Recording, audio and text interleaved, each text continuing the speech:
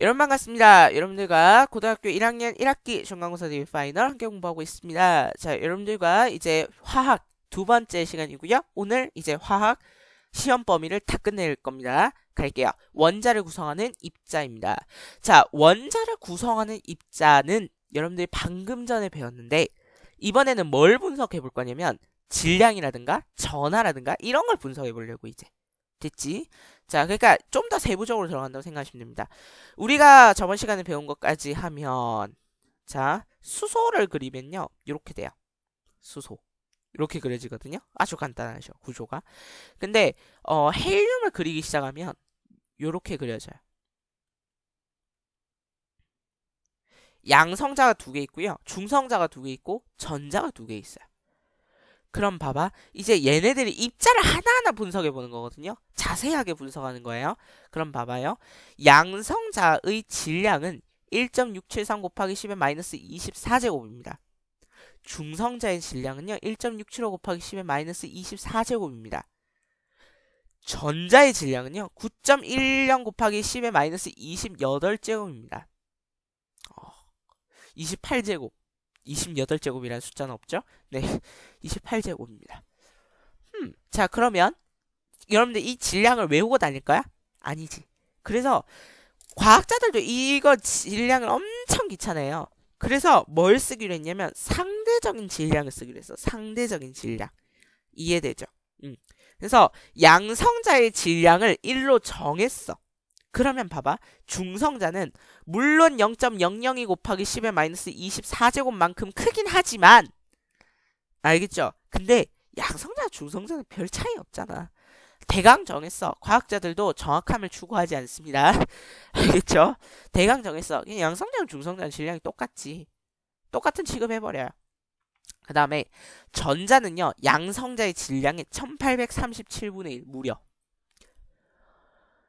그럼 봐봐. 양성자의 질량도 아무리 작아도 콩알이, 떼머리, 주머리, 개미 간만한데. 알겠죠? 근데 이 전자의 질량은 개미 간에 똥알이, 떼머리, 똥이 이런 질량인 거예요.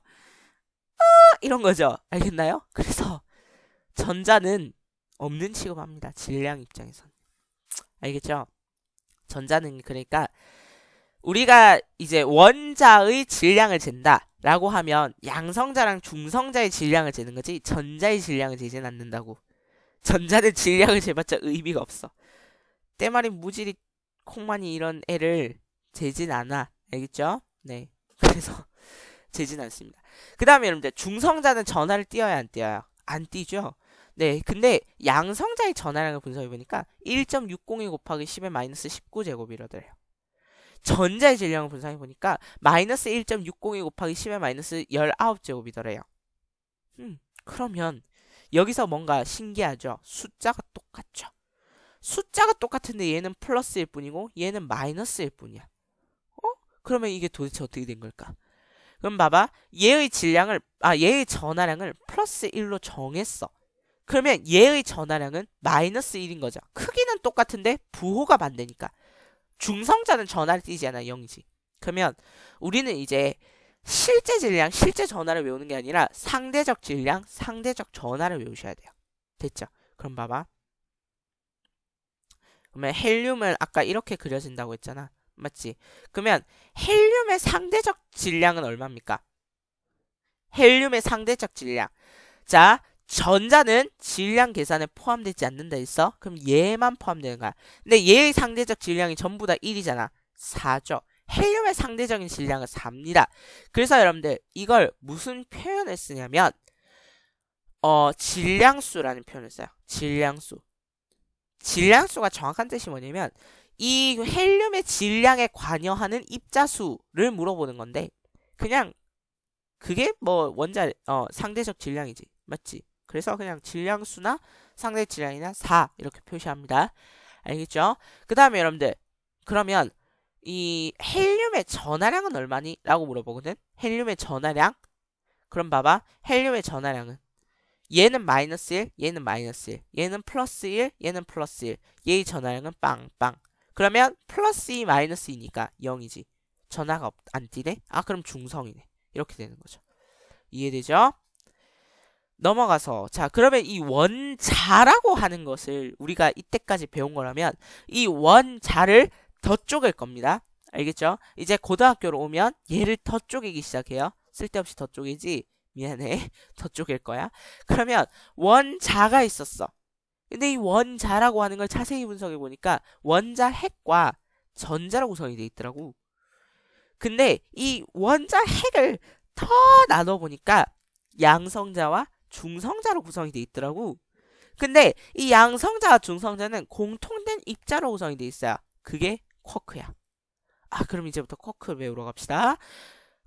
일단 정리해보자면 원자는 원자 핵과 전자로 구성이 돼 있고 원자 핵은 양전하고 전자는 음전하야. 그래서 양쪽 전향은 크기가 같고 부호가 만들어서 원자는 중성입니다. 이 말이 무슨 말이냐면 봐봐. 플러스가 3개 있고 마이너스가 3개 있으면 우리가 이제 전기적으로 중성이다라고 이야기를 했지만 근데 이렇게 된 거야. 뽀빠이 3명하고 0이 3명. 0이가 뽀빠이보다 힘이 낮아요? 0이가 뽀빠이보다 힘이 엄청 약해? 맞지? 바람 불면 날아갈 것 같아. 근데 뽀빠이 3명하고 0이 3명하고 크기 갖고 부호가 만들다 이러면 돼, 안 돼요? 안 되죠. 얘들은 힘이 다른 거야, 알겠지? 근데 플러스랑 마이너스는요, 둘 다 힘이 똑같아. 알겠어요? 둘 다 힘이 똑같아요. 그래서 정기적으로 중성이라는 겁니다. 개수만 같으면. 됐나요? 얘가 뽀빠이고 얘가 0이가 아니라서. 알겠지? 그 다음에 원자 핵은 양성자와 중성자가 핵력으로 강하게 결합되어 있어요. 됐죠? 양성자와 중성자가 핵력으로 강하게 결합되어 있다.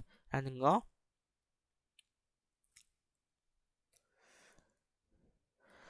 자, 그렇다면 우리 이제 양성자와 중성자를 구성하는 입자를 또 볼 겁니다. 전자는 더 이상 쪼개지 않아요, 우리가. 근데 양성자와 중성자는 더 쪼개지더라는 거지. 그래서 양성자와 중성자가 뭐가로 구성이 되어 있는가 하고 봤더니 쿼크라는 애로 구성이 되어 있더라는 거야. 근데 이 쿼크라는 애가 두 가지 종류가 있더라고. 위로 뜨려는 성질을 가진 업쿼크가 있고 밑으로 가라앉으려는 성질을 가진 다운쿼크가 있더라고. 근데 이 업쿼크의 상대적 전하를 물어보는 겁니다, 지금. 상대적 전하. 상대적 전하는요. 양성자가 1일 때 우리가 양성자를 플러스 1이라 정했으니까 1일 때 상대적 전하가 플러스 3분의 2더라고. 다운쿼크의 상대적인 전하는 마이너스 3분의 1이더라고. 그러면 이렇게 물어보는 애들이 있어요. 다운쿼크 3개 붙어 있으면 전자 되는 거 아니에요? 마이너스 1이잖아요. 오, 1이 있다. 근데 틀렸어요. 전자는 쿼크로 구성되어 있지 않아요. 알겠죠? 막 렙톤 뭐 이런 거 얘기하기 싫고요. 어쨌든 자 그럼 봐봐. 업쿼크랑 다운쿼크를 이용해서 플러스 1의 전하를 갖는 양성자를 만들어 보세요. 하면 여러분들 업쿼크, 다운쿼크 이렇게 있으면 플러스 1이죠. 맞죠? 그럼 봐봐. 왜 플러스 1이에요? 3분의 2 더하기 3분의 2 더하기 마이너스 3분의 1이지. 맞죠? 그럼 얘는 1이잖아. 오, 양성자 되네? 그래서 양성자는 업쿼크 2개랑 다운쿼크 하나로 이루어진 거야. 그 다음에 여러분들 중성자도 쿼크로 이루어져 있다 했어? 근데 중성자는 전하를 띄지 않아요. 업쿼크랑 다운쿼크를 사용해서 전자를 띄지 않게 만들려면 업쿼크 하나에 다운쿼크 2개 붙어 있으면 3분의 2 마이너스 3분의 1 마이너스 3분의 1이니까 0이죠? 그러면 얘는 전하를 띄지 않네요. 그래서 여러분들 양성자는 업쿼크 2개, 다운쿼크 하나, 중성자는 업쿼크 하나, 다운쿼크 2개 이렇게 구성이 되어 있는 거예요. 됐죠? 이제 이 그림이 이해돼야 돼. 얘가 업쿼크, 빨간색이 업쿼크, 보라색이 다운쿼크입니다. 빨간색이라 하긴 좀 그렇지만 어쨌든 얘는 업쿼크가 하나, 다운쿼크가 2개지. 맞죠? 그러면 얘는 중성자야. 얘는 업쿼크가 2개고 다운쿼크가 하나지. 얘는 플러스 1을 전하를 띄는 양성자예요. 이해되죠? 오케이. 전자는 뭐 렙톤 뭐 이렇게 표시를 하기도 합니다. 쿼크로 구성이 안 돼 있어요. 됐죠? 네, 그래서 여러분들 양성자는 업쿼크, 다운쿼크 그림 이렇게 그려지고 전하는 플러스 1. 중성자는 업쿼크, 다운쿼크 이렇게 그려지고 전하량은 0. 됐죠? 네.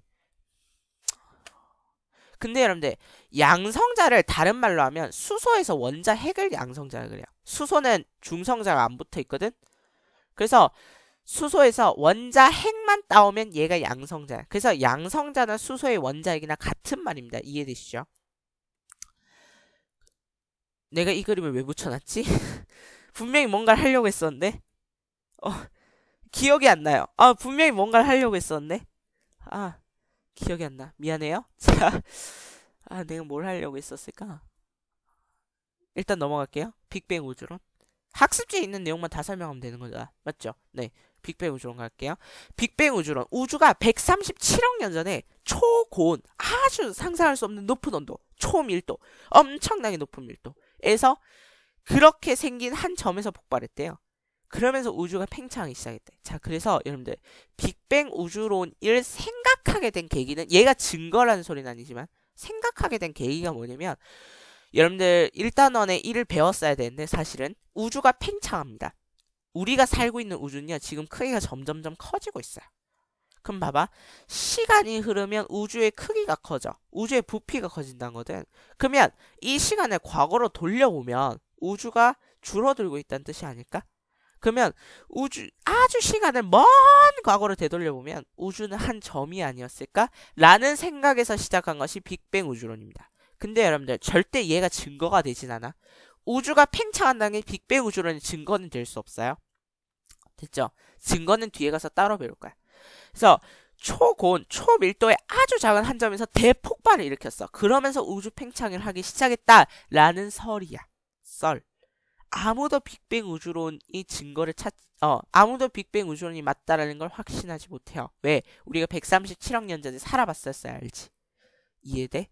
그 다음에 우주가 팽창하면서 점점 온도가 낮아지면, 왜냐하면 우주가 점점 식고 있다는 건 기정사실입니다. 그렇기 때문에 시간이 과거로 되돌리면 우주가 아주 높은 온도였다는 얘기죠. 그래서 우주가 팽창하면서 온도가 낮아진다는 얘기고, 그러면서 입자가 생성이 됐는데 그 기본 입자들이 결합하면서 원소가 생성되었다라는 이야기거든. 그럼 봐봐. 빅뱅 이후에 아주 째마리 무지리 콩만한 시간이 흘렀을 때, 즉 10의 마이너스 10승초, 그만큼이 지났을 때, 그러니까 여러분들 10의 마이너스 10승을 이해를 못하는 것 같은데요. 1 다음에 공이 10개 맞죠? 하나 둘 셋 넷 다섯 여섯 일곱 여덟 아홉 열 분의 1. 그러면 얼마야? 100억 분의 1. 빅뱅에 100억 분의 1초 지났어. 딱. 그때 온도가 10의 27승도씨. 즉 요렇게 해서 공이 몇 개? 27개의 온도. 상상할 수 없는 온도죠. 그래서 그때 뭐가 생성됐냐면 쿼크랑 전자가 생성이 됐대요. 근데 그만큼에서 다시 반의 시간이 지나면, 즉 10의 마이너스 5승초가 되면 약 2조 도씨. 그때 온도가 엄청 낮아진 거야. 그에 비하면. 그러면 쿼크가 결합해서 양성자를 만들고 중성자를 만들었대. 그 다음에 3분이 지나면 수백만 도씨로 온도가 낮아지는데, 그때 양성자와 중성자끼리 결합해서 원자 핵을 만들었대. 근데 빅뱅 이후에 30만 년이 지나면 3000도씨까지 낮아지게 되는데 중성 원자가 생성된대. 왜냐하면 온도가 너무 낮아져서 원자 핵 안으로 전자가 끌려 들어오거든. 1억 년 뒤에 탄소, 산소, 네온, 규소, 철 이런 원소가 생성이 되더래. 이해돼? 그래서 여러분들 빅뱅이 일어나고 나서 쿼크, 전자 이런 애들이 먼저 생성되고, 쿼크가 모여서 양성자와 중성자를 만들고, 양성자와 중성자가 모여서 원자 핵을 만들고, 그 다음에 걔네가 중성 원자를 만든다. 이 순서는 기억하셔야 됩니다. 위에 있는 표를 외우란 소리가 아니야. 순서를 기억하세요. 지금 밑에 있는 얘의 순서는 외우셔야 돼. 알겠죠? 얘의 순서는 외우셔야 됩니다. 넘어갈까요? 자, 원자 핵의 생성 가겠습니다. 이제부터. 이제 여기서부터 동위원소라는 표현이 나와야 되는데, 네, 동위원소. 동위원소를 설명을 하고 가도록 하겠습니다. 자, 동위원소 별표 5개나 쳤습니다. 왜 그럴까? 왜 그럴까? 동위원소 별표 5개를 친 이유를 생각해 보시고요. 일단 여러분들 제가 하고 있는 모든 것은 객관식에 나옵니다.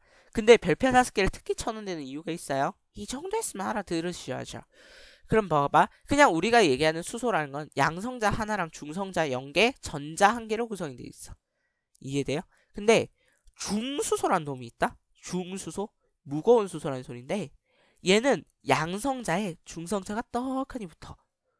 그럴 수 있어요, 여러분들. 중성자가 떡하니 붙어. 그럼 봐봐.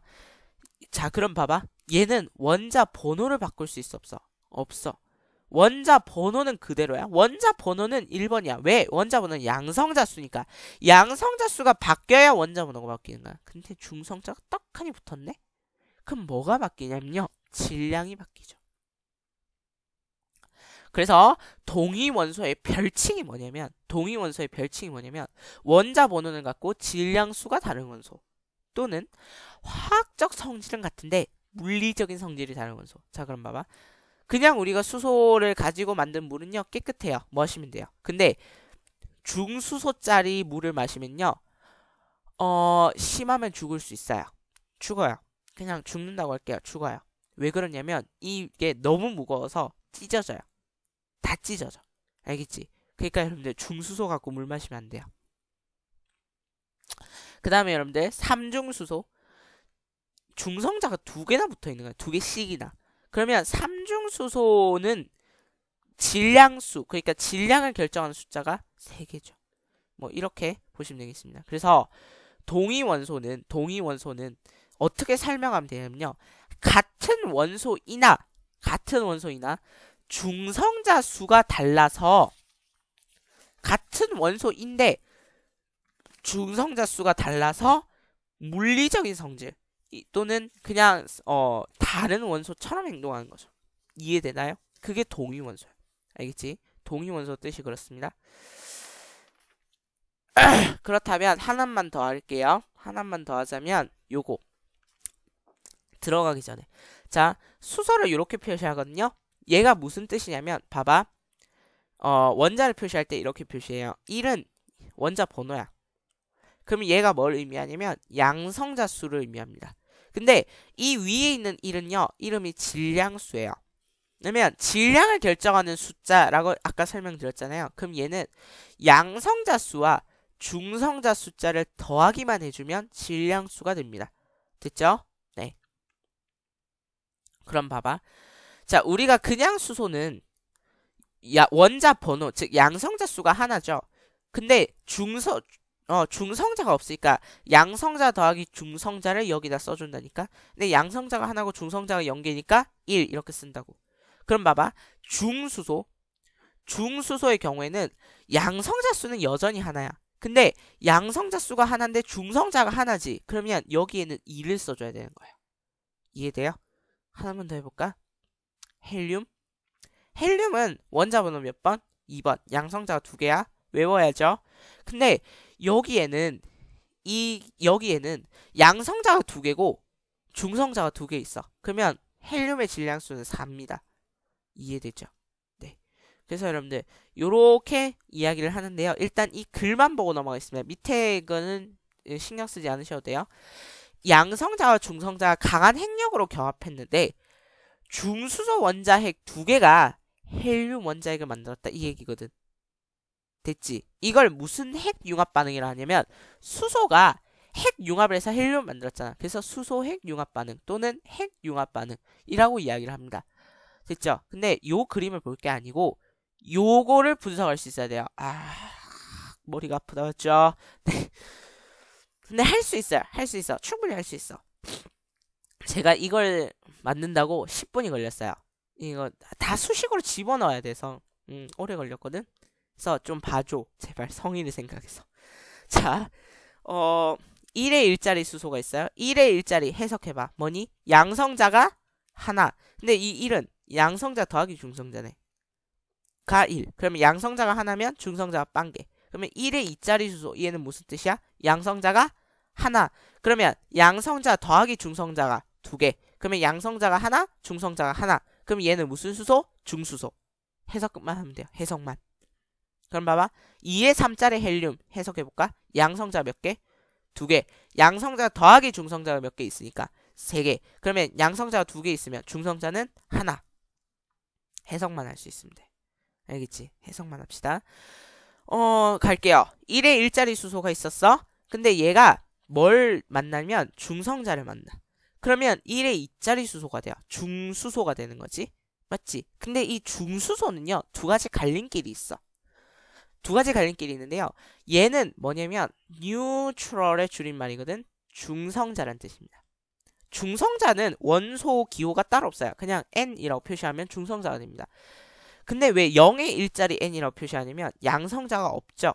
근데 양성자 더하기 중성자를 표시하면 그래서 0의 일자리 n을 중성자라고 하는데 제가 괜히 어려운 기호를 썼죠. 맞죠? 그래서 얘를 그냥 중성자라고 생각하시면 편합니다. 근데 1의 일자리 수소 플러스라고 표시했는데 얘는 뭐냐면 양성자라는 뜻입니다. 그러니까 얘네 둘은 전부 다 양성자를 의미하는 거예요. 왜? 플러스니까 전자가 한 개 없잖아. 맞지? 전자 한 개가 사라졌어. 근데 양성자는 몇 개니? 한 개지. 양성자는 한 개인데 전자 한 개가 사라졌어? 아, 그러면 얘는 그냥 양성자 자체를 의미하는 거겠죠? 맞죠? 그럼 봐봐. 중수소 원자 핵이야. 얘가 전자가 없으니까, 맞지? 그러면 이렇게 그려지는데 얘가 중성자를 만나. 그러면 중성자가 몇 개? 두 개. 그러면 양성자는 하나인데 양성자 더하기 중성자는 세 개지. 얘를 삼중수소라 그러죠? 맞죠? 그 다음에 자 원래 이렇게 생긴 놈이 있었어. 근데 여기에 양성자가 하나 더 붙은 거야. 그럼 얘는 2에 3짜리 헬륨이 붙었죠? 얘는 뭐라고 표시하냐면 헬륨 3 이렇게 표시합니다. 질량수가 3인 헬륨 이런 뜻입니다. 자 여기에서 얘는 더 이상 중성자를 만나진 않고요. 여기서 양성자를 하나 더 해줘요. 그 다음에 요렇게 생긴 놈에서 중성자를 하나 더 해줘요. 그러면 똑같은 뭐가 되냐면 헬륨의 원자핵이 돼요. 2의 질량수는 4짜리. 됐죠? 요것만 이해만 할 수 있으면 돼요. 외우라고는 안 하니까. 알겠죠? 자, 그러면 이제 중성 원자가 생성된 과정을 볼게. 이렇게 해서 여러분들 수소에서 헬륨이 된 겁니다. 됐죠? 중성 원자가 생성된 방법이야. 우주 온도가 3000 켈빈 정도를 낮아지면요. 전자가 원자 핵 안으로 붙들리게 되면서 헬륨 원자가 생성되게 돼요. 그러면 우리가 방금 전까지 요걸 본 거란 말이야. 그러면 요 원자 핵이 형성이 되는데 여기에 전자가 붙들리면서 여기에 전자가 두 개가 붙들리면서 그러면서 뭐가 생성되는 거야? 그렇죠. 헬륨 원자, 수소 원자, 중성 원자가 생성되는 거라고. 이해돼요? 오케이. 자, 그러면 이제 별에 지나온 무거운 원소의 생성으로 가겠습니다. 일단 글부터 볼게요. 일단 수소, 헬륨 이런 원자들이 중력 수축이라고 해서 중력 수축으로 온도가 높아지면 별이 탄생하게 됩니다. 그러면 여러분들 수소 핵 융합 반응을 일으켜서 여러분들 수소가 헬륨이 되는 과정까지는 보셨죠? 이걸 별이 진화하는 과정이라고 봅니다. 됐죠? 자, 그러면 여러분들 이 헬륨이 또 뭔가 융합 반응을 벌일 거야. 그러면 또 뭔가 탄소가 되고 탄소가 산소가 되고 산소가 마지막 결합을 하게 되면 마지막은 철입니다. 철. 됐죠? 결국에는 질량이 큰 별은요. 무거운 원소를 차례대로 핵융합시키게 되고요. 그러면서 최종적으로 생성되는 건 철입니다. 철에서는 더 이상 핵융합 반응이 일어나지 않아요. 됐죠? 네, 그러면 볼게요. 자, 수소가 헬륨이 되는 과정은 여러분들 보셨어요. 맞죠? 근데 이 헬륨 원자 핵이 3개가 있으면 요렇게 생긴 애가 3개가 있으면 6에 12짜리 탄소가 돼요. 그러면 이게 뭔 소리예요? 양성자가 6개. 그럼 중성자는 얘가 양성자 더하기 중성자잖아. 근데 이게 12개래. 양성자가 6개 있었지? 중성자는 6개인 거야. 아, 그러면 양성자가 요게 3개가 있단 말은 양성자가 몇 개? 6개. 중성자가 몇 개? 6개. 그러면 탄소 원자 핵을 형성할 수 있네. 맞죠? 그러면 여러분들 근데 헬륨 3개 있다고 탄소가 만들어지지 않아요. 그러면 얘가 형성이 되려면요. 엄청나게 높은 온도에 높은 압력이 있어야 얘네들이 결합해요. 그러니까 별이라고 하는 건요. 높은 온도와 높은 압력이 있어야 돼요. 그래서 여러분들 별은 빛나는 겁니다. 높은 온도와 높은 압력이 있어야 되기 때문에. 되죠? 자, 온도가 엄청 뜨겁죠. 갈까요? 자, 탄소도 수소, 헬륨을 또 만나면 이제 얘가 뭐가 돼요? 산소가 돼요. 마지막에 뭐가 된다고? 철. 별의 진화의 가장 마지막 단계 뭐? 철. 됐나요? 그러면 핵융합 반응 잠깐 소개되어 있어서 가벼운 원자핵이 결합해서 무거운 원자핵이 되는 반응인데 온도가 매우 커야 된다. 라는 거. 그 다음에 이제 초신성 폭발. 막 글이 길어. 아우, 복잡해. 자, 그게 그냥 가장 간단하게 얘기하면 이거야. 철 원자핵까지 만들어졌지. 그러면 별은 수명을 다했어. 더 이상 별은 뭔가를 합성하지 못해요. 그렇기 때문에 별은 수축하게 됩니다. 됐죠? 그러면서 밀도와 온도가 너무 높아져요. 그러면서 폭발하게 됩니다. 초신성 폭발의 장면을 보여드릴게요. 우리가 학습지로만 보면 그림을 볼 수는 없잖아, 맞지? 이렇게 생긴 게 초신성 폭발입니다. 됐죠? 근데 이 초신성 폭발이 일어나게 되면요, 에너지가 어마어마하거든? 그래서 이 어마어마한 에너지에서 철까지 만들어졌다 그랬잖아. 근데 철보다 더 무거운 게 만들어져. 됐어요? 그래서 이게 폭발하게 되면 92에 238짜리 우라늄도 만들어집니다. 양성자가 92개, 중성자가 몇 개? 146개. 이렇게 생긴 우라늄이 만들어져요. 이해되나요? 네. 엄청난 거죠? 맞죠?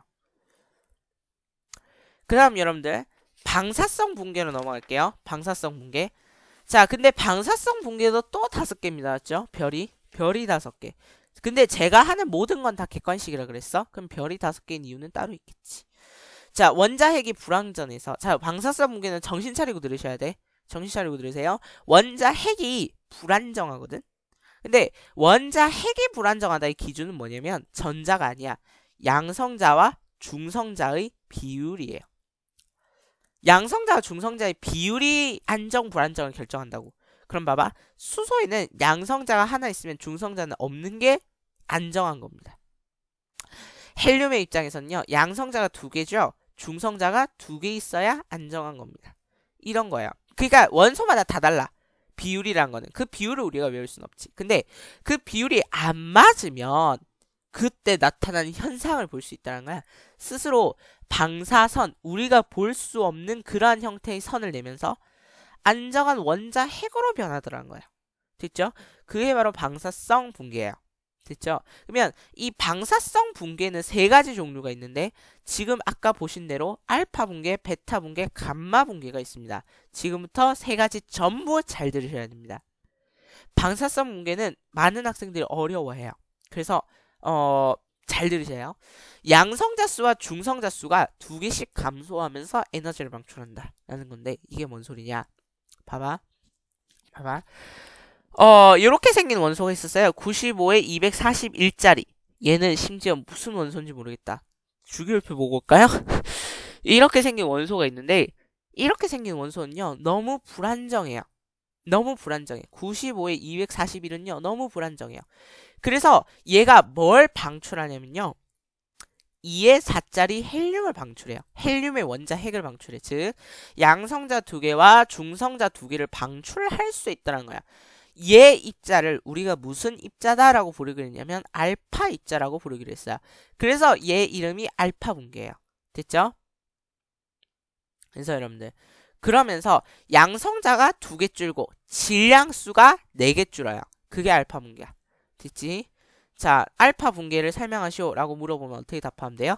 양성자 수와 중성자 수가 2개씩 감소하면서 에너지를 방출하는 반응. 자, 어디까지가 되면 불안정해지냐면 원자 번호 83 이상 되면 불안정해집니다. 그래서 일어나게 돼요. 됐죠? 자, 그래서 가장 중요한, 그러니까 객관식 풀 때는 이게 가장 중요하겠죠? 원자 번호가 2, 질량수는 4 감소하게 된다. 그 다음에 여러분들 베타 붕괴 갈게요. 베타 붕괴라는 건 뭐냐면 불안정한 원자핵이 안정한 동위원소보다 더 작은 수의 양성자를 들고 있는 경우. 너무 어려워. 자, 그러면 설명을 할게요. 6에 12짜리 탄소가 있고요. 6에 13짜리 탄소가 있고, 13짜리 탄소는 없고 6에 14짜리 탄소가 있어요. 이 자연계의 탄소는 2가지 종류가 있어. 12짜리 탄소와 14짜리 탄소. 근데 봐봐. 질소는요 7에 14짜리거든. 그러면 이제 얘가 생각을 하는 거지. 불안정한 원자핵이 안정한 동위원소보다 더 작은 수의 양성자를 갖고 있는 경우, 이렇게 돼 있어. 그러면 얘랑 얘는 동위원소지. 얘는 동위원소야. 근데 이 말이 좀 이상해 약간. 근데 봐봐. 얘가 얘로 떨어지려면 지가 뭘 내야 돼? 그치? 중성자 2개를 아예 방출해야 돼. 근데 중성자를 방출하지 않고도 얘가 안정해지는 방법이 있는데 그게 뭐냐면 얘가 질소가 되면 돼. 질소가 된다 이꼴 뭐니? 양성자가 하나 되는 거지. 그러면 봐봐. 근데 얘는 다시 양성자가 6개고 중성자가 8개죠. 맞죠? 근데 질소는 양성자가 7개고 중성자가 7개야. 그러면 얘가 뭔 짓을 하면 되냐면 중성자는 업, 다운, 다운이라며. 얘는 업, 업, 다운이라며. 그러면 중성자 하나가 양성자 하나로 바뀌면 되는 거 아니야? 즉 업, 다운, 다운이 업, 업, 다운이 되면 되는 거 아니냐고. 그러니까 중성자 하나가 양성자로 바뀌면 되는 거지. 맞죠? 그럼 봐봐. 그러면 중성자가 양성자로 변하면서 중성자가 양성자로 변하는데 중요한 거는 양성자로만 변하진 않아. 업, 다운, 다운이 업, 업, 다운으로 변하면서 동시에 뭐도 같이 생기냐면 전자가 같이 생기거든. 근데 이 전자가 버려져요. 그 반응을 우리는 베타 붕괴라고 합니다. 그러면 이렇게 물어보는 친구가 꼭 생겨요. 이렇게 물어보는 친구가 꼭 생겨. 얘는 전자가 6개잖아요. 그렇지. 그러면 얘는 전자가 7개잖아요. 그렇지. 전자 7개지. 전자 7개지. 뭐예요 그러면? 중성자가 전자를 방출한다며. 그렇지. 그럼 얘 어떻게 전자가 7개가 돼요? 글쎄 말이다. 자, 글쎄 하고 넘어가시면 됩니다. 미안하지만 저도 모르겠어요. 자, 중성자 한 개와 양성자 전자로 변환하면서 전자가 나가게 된다는 거야. 그래서 원자 번호는 1 증가하지만 질량 수 입장에선 변화가 없다는 거죠. 맞죠? 그래서 여러분들 이렇게 된다는 겁니다. 6의 14짜리 탄소가 틀린 그림 찾기인데 다른 그림 찾기죠. 정확하게 얘기하면 이렇게 되는 거죠. 얘가 얘로 변한 거야. 중성자가 양성자로 변한 거야. 그러면서 전자를 방출하는데요. 이 전자를 우리는 베타 입자라고 부르게 됩니다. 됐죠? 근데 여러분, 이렇게 생각하는 게 편할 것 같아요. 방사성 붕괴는요, 전자를 고려하지 않습니다. 원자 핵 안에서만 일어나기 때문에 전자를 방출하는 건 자연스러운 일입니다. 알겠죠? 그러니까 방사성 붕괴가 일어날 때는 전자를 고려하지 않아야 돼요. 아시겠죠? 그러면 이제 좀 이해가 되나? 양성자가 전자로 변환되는데 전자를 고려하지 않기 위해서 전자가 방출된다. 그렇게 생각하면 좀 쉬울 수도 있고. 감마 붕괴. 감마 붕괴는 뭐냐면 질량수의 변화가 하나도 없어. 그냥 원자 핵이 에너지가 너무 큰 거야. 갖고 있는 입자에 비해서. 그래서 덜덜덜덜 떨리면서 안정화되는 거야. 감마선의 전자기파를 방출하고 안정화가 됩니다. 이건 어떻게 되는 거냐면 봐봐. 6의 14짜리 탄소가 7의 14짜리 질소가 되지. 그러면 얘가 너무 이제 에너지가 커요. 에너지가 너무 커서 얘가 덜덜덜덜 떨리면서 이런 감마선의 전자기파를 방출한다고. 전자기파. 전자기파가 뭐예요? 라고 물어보면 가장 쉽게 대답하면 빛입니다. 빛. 빛도 전자기파의 일종이에요. 그냥 빛 같은 애를 내보낸다라고 생각하시면 편해요. 알겠죠? 그래서 알파 붕괴가 일어나고 난 뒤, 베타 붕괴가 일어나고 난 뒤에 감마 붕괴가 일어난다. 라는 것만 알아주시면 되겠습니다. 됐죠? 네, 그렇다면 밑에 확인해 볼까요가 있긴 한데요. 얘가 이제 넘어가도 될 것 같아요. 여러분들 조심하셔야 될 거. 요거 하나만 조심하면 돼. 양성자와 중성자 사이에는 전기적인 인력이 작용한다. 맞아 아니야? 인력이야. 맞아 아니야? 아니지. 핵력이라 그랬어. 핵력. 알겠죠? 근데 여러분들 요렇게 돼 있을걸? 업 쿼크와 다운 쿼크가 강한 핵력으로 결합돼 있다. 이 말 있어요. 분명히 있어. 학습지 보면. 이것도 맞는 말이야. 그러니까 여러분들 양성자와 중성자 사이에 잡아당기는 힘도 핵력이고 쿼크끼리 잡아당기는 힘도 핵력이라고 돼요? 그러니까 쉽게 얘기하면 업 쿼크, 업 쿼크, 다운 쿼크, 업 쿼크, 다운 쿼크, 다운 쿼크끼리 잡아당기는 힘이 있다며요. 그러니까 얘네가 핵력으로 결합하지. 됐어요? 그렇게 생각하면 쉽고. 그 다음에 이제 한 장 남았는데요. 빅뱅 우주론 가겠습니다. 자, 이 빅뱅 우주론 별표 5개입니다. 전체 한 장짜리 내용이 전부 다 별표 5개야. 객관식으로도 서술로도 전부 다 출제 가능합니다. 아시겠죠? 네, 그렇다면 시작해 보겠습니다. 똑바로 들으세요. 이거 훅 하고 지나갈 거거든. 그러면 또 이해가 안 된대. 그럼 내가는 맨날 몇 번 설명해야 되니? 갈게요. 우주의 배경 복사라는 게 있어요. 그러니까 복사라는 게 뭔지 궁금하면 이렇게 이야기하면 돼요. 됐죠? 사람이 분자고 공이 열이면 이렇게 가는 거야. 자, 공을 직접 들고 가는 건 대류예요. 그러니까 분자가 직접 열을 전달해 주는 게 대류야. 근데 분자가 가만히 있고 그 옆으로 열을 던지는 게 있어요. 던지면 안 되고 이런 게 있어. 공이 열이 이렇게 전달되는 게 있어. 전달. 근데 얘가 직접 들고 가는 게 있어. 대류. 얘는 전도. 근데 우리가 중요한 건 복사니까. 복사란 건 뭐냐면 분자가 원하는 분자한테로 쑥 하고 열을 바로 전달해 주는 겁니다. 그게 복사예요. 그래서 여러분들 복사라는 것의 대표적인 의미가 태양 복사 에너지입니다. 태양 복사 에너지. 태양의 복사 에너지가 있다는 거야. 알겠죠? 그러니까 태양의 열은 우리한테 직접적으로 전달되는 거죠. 이해되죠? 누군가를 거치지 않는 겁니다. 그러면 우주의 배경이란 말은 바탕에는 복사 에너지가 있다는 겁니다. 그래서 맨 처음으로 우주 공간을 가득 채운 빛이 있는데 걔를 우주 배경 복사라 부르자는 거야. 알겠죠? 그러면 이게 왜 나는지 이제부터 좀 생각해 봐야 될 거 아니에요. 맞죠? 빅뱅 이후에 한 38만 년 정도가 되면 우주의 온도가 약 3000 켈빈 정도가 됐죠. 그때 여러분들 뭐라고 배웠냐면 방금 전에 배웠어. 원자 핵이 전자랑 결합한다라고 배웠거든. 원자 핵이 전자랑 결합한다라고 배웠어.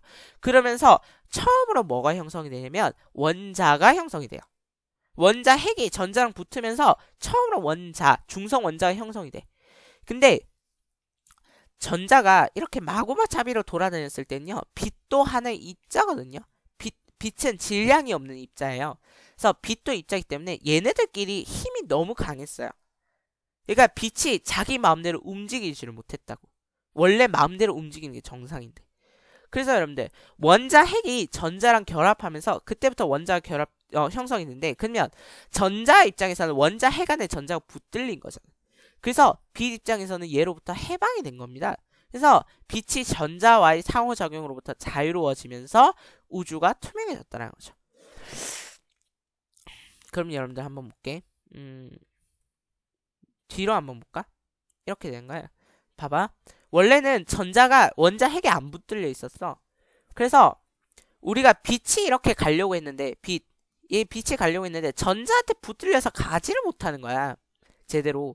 그러면 이렇게 되면 우리가 우주를 제대로 볼 수 없죠. 이 당시에 우리가 있었을 리는 없지만. 그래서 이 당시에 우주는 매우 안 보였을 상태였을 거야. 맞지? 안 보였을 거야. 빛이 어디로 나가지를 못하니까. 빛이 있어야 우리가 보는데. 맞죠? 그러니까 전자가 원자 핵 안에 붙들려 있지 않아서 빛이 전자한테 붙들려 있었던 상황이었는데 이렇게 전자가 원자 핵 주변으로 붙들리게 되면서 빛은 자기 마음대로 갈 수 있게 됐다는 거죠. 이해돼요? 자, 그러면 우주 배경 복사에 대한 이야기를 좀 바로 하고 그 다음에 이 얘기를 좀 할게요. 자, 가모라는 사람이 이렇게 얘기했어요. 우주가 상상할 수조차 없는 초고온 상태에서 폭발했다며. 그러면 이 열이 어디로 갔겠냐고. 그 열이 분명히 우주 안에 고르게 펴져 있었어야 될 거야. 이해돼? 근데 가모가 이렇게 생각한 거야. 이 복사 에너지가 우주 팽창 때문에 온도가 낮아졌다며. 그러면 이 열은 우주의 전 곳에, 모든 곳에 고르게 있어야 될 거야. 라고 이야기를 해요. 그게 우주 배경 복사입니다. 됐죠? 근데 이게 실제로 그렇게 가설을 세운 거야. 가모의 가설이 이거야. 우주 배경 복사가 어느 방향에서나 같은 세기로 고르게 관측돼야 돼. 그러면 빅뱅 우주로 믿어줄게. 이렇게 된 거거든. 근데 실제로 그렇게 관측이 됐어요. 1965년 윌슨과 펜지어스라고 하는 사람이 우주 배경 복사를 관측했어. 그래서 가모의 예측을 입증했는데 우주 배경 복사가 빅뱅 우주를 지지할 수 있는 증거가 될 수 있는 이유는요. 우주 배경 복사라는 게 뭐라고? 그렇지. 우주의 어느 방향에서나 고르게 같은 세기로 관측되고 있다는 거죠. 그러면 빅뱅 우주론이라는 거는 초고온 상태에서 폭발해서 일어난 거라며. 그러면 그 열은 우주에 고르게 퍼져 있어야 되는 거잖아. 근데 실제로 그렇다는 얘기는 빅뱅 우주론이 맞다라는 증거가 될 수 있다는 거죠. 맞죠? 그래서 우주 배경 복사는 빅뱅 우주론을 지지하는 증거가 될 수 있습니다. 그 다음 1989년 코비 WMAP 이런 위성을 쏘아 올려서요. 정밀한 우주 배경 복사를 관측했는데 그 온도가 약 2.7켈빈, 즉 영하 271.3도C 정도. 됐죠? 그래서 윌슨과 펜지어스라고 하시는 분이 발견을 했고 그 다음에 우주 배경 복사 코비가 관측을 했더니 이렇게 열이 퍼져 있다는 거지. 같은 세기로 고르게. WMAP 위성이 관측해보니까 우주가 또 열이 고르게 관측돼 있다는 거죠. 이해되나요? 근데 여러분들 미세하게 온도차가 나와있죠? 이렇게 빨간색으로 표시된 부분. 얘는 뭐냐면 별과 은하야. 별과 은하. 이 별과 은하는 온도가 아주 높아서 핵융합 반응을 벌인다 그랬잖아요. 그런 애들인 겁니다. 됐죠? 네, 그렇다면 여러분들 이제 우주 배경 복사가 생긴 기원에 대해서 이제 좀 공부를 해보려고. 알겠죠? 자, 우주 나이 한 38만 년 전 이전에 우주 온도가 약 1억에서 10억 도일 때 우주에 존재하는 입자 상태가 어땠냐면 빅뱅이 3분 지난 후에 수소 원자핵과 헬륨 원자핵이 형성이 되었다며. 근데 아직 전자가 원자 핵 안에 붙들려 있는 상태는 아니었어. 우주의 온도가 매우 높았어. 1억에서 10억 도니까. 그래서 원자핵과 전자는 결합되지 않았어. 그래서 분리되어 있단 말이야. 근데 전자나 원자핵과 같은 입자가 방해를 하는 거야. 빛의 입장에서 보면 자유롭게 움직이지 못했어. 그래서 우주는 속을 들여다볼 수 없는 상태였지. 근데 빛과 물질이 분리된 이후에는 우주의 온도가 약 3000켈빈도일 때 원자핵과 전자가 결합돼 있어. 그래서 중성 원자를 구성했거든. 그래서 중성 수소도 만들어지고 중성 헬륨도 만들어진 거야. 그래서 빛이 원자핵이라든가 전자의 방해를 전혀 받지 않아. 그래서 자유롭게 움직여. 그러면 우리 입장에서는 우주를 볼 수 있는 거지. 속을 들여다볼 수 있는 상태가 된 거지. 됐어요? 자, 그러면 우주 배경 복사 끝났습니다. 자, 그렇다면 이제부터 뭘 들어갈 거냐면 수소와 헬륨의 비기 갈 거예요. 자, 이것도 순식간에 지나갈 거거든. 잘 들으세요. 그럴게요. 빅뱅 직후에는 양성자와 중성자 수가 같았대.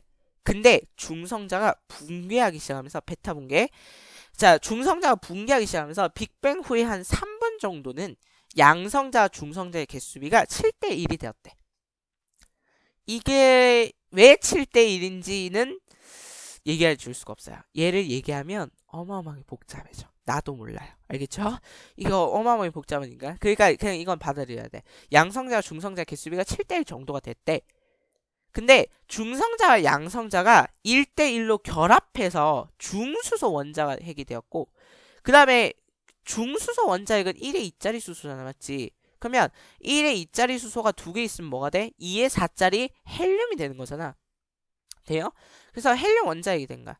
그래서 결과적으로 수소가 아니고 수소랑 헬륨의 질량비가 3대1 정도가 되었단다. 이게 수소와 헬륨의 비예요. 그러면 이해가 안 될 것 같으니까 봐봐. 이 그림이 제일 이해하기 쉬워. 자, 우리가 1대1이었대 원래는.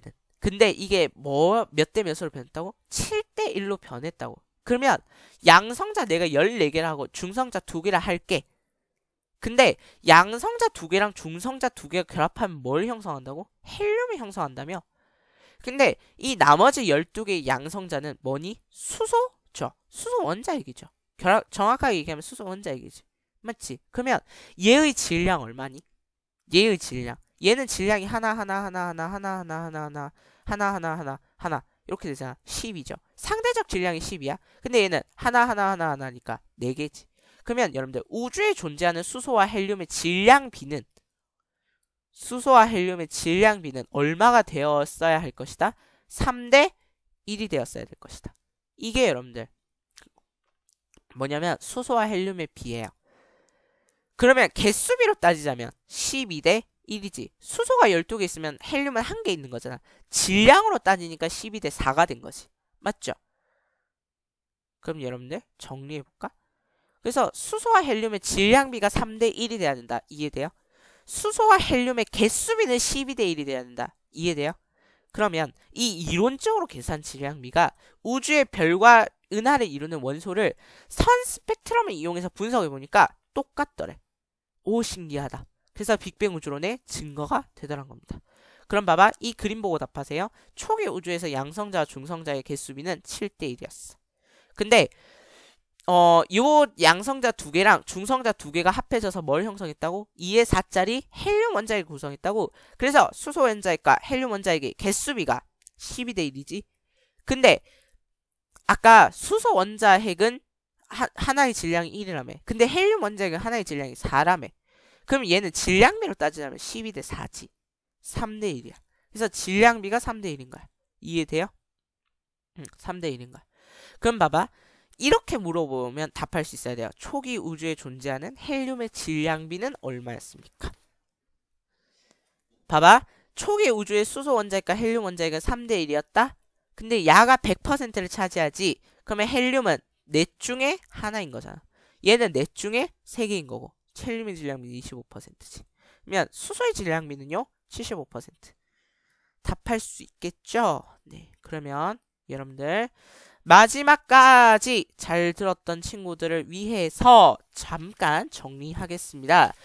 자, 이 질문, 제가 하는 질문 3개는 매우 중요할 겁니다. 방사성 붕괴가 뭐예요? 설명해 보세요. 원자핵이 불안정하여 스스로 방사선을 내면서 붕괴하는 반응이야. 맞지?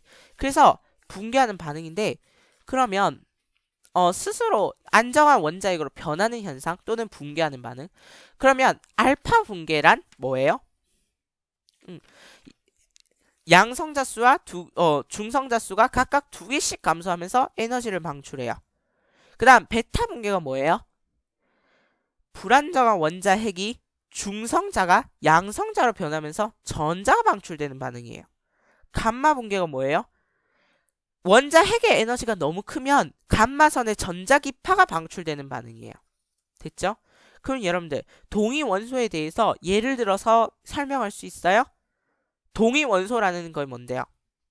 같은 원소이나 동위 원소라는 건 같은 원소이나 중성자 수가 달라서 질량수가 다른 원소지. 그게 동위 원소잖아. 맞죠? 그러면 동위 원소의 예 하나만 들어볼래? 수소, 중수소, 삼중수소. 그 다음 빅뱅 우주론의 증거가 되는 사실을 2가지 서술해 볼래요?